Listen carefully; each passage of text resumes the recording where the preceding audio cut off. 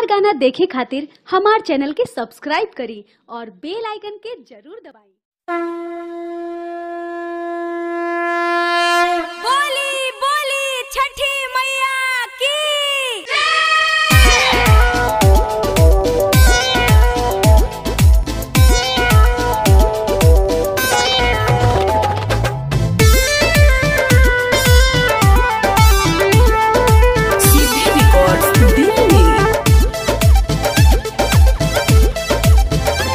सुनी आ गई कार्तिक महीना जी, छठी कैसे होई रउआ बीना जी, छठ कैसे होई रउआ बीना जी। सुनी आ गई कार्तिक महीना जी, छठी कैसे होई रउआ बीना जी। खरना से पहले गाड़ी धके चली आई कि भोरे खातिर जोड़े जोड़े कोसी आए राजा, बाहर से ले आई हा। भोरे खातिर जोड़े जोड़े कोसी आए राजा, बाहर से ले आई हा।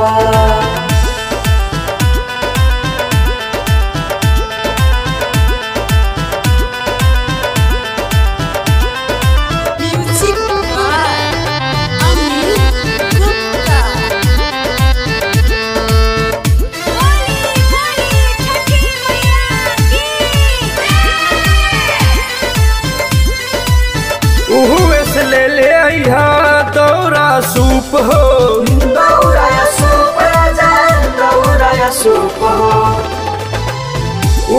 से ले ले आइहा दौरा सूप हो, कोसिया लेकिन लिहा 4 जोड़ा ऊख हो।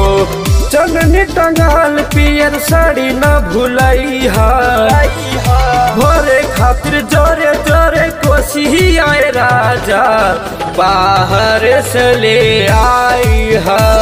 भोरे खातिर जोड़े जोड़े कोसी आए राजा, बाहर से ले आई हा।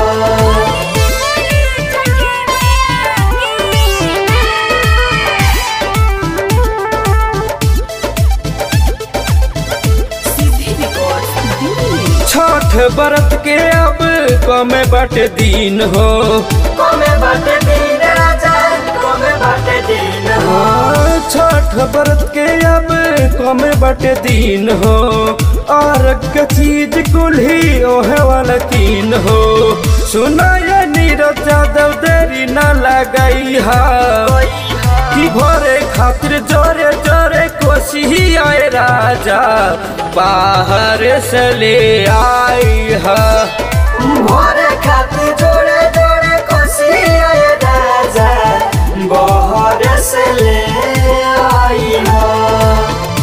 सुनी आ गई कार्तिक महीना जी, छठी कैसे होई रउआ बीना जी।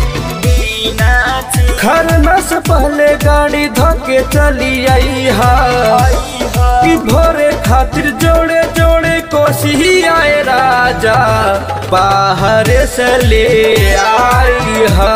भोरे खातिर जोड़े जोड़े कोसी आए राजा, बाहर से ले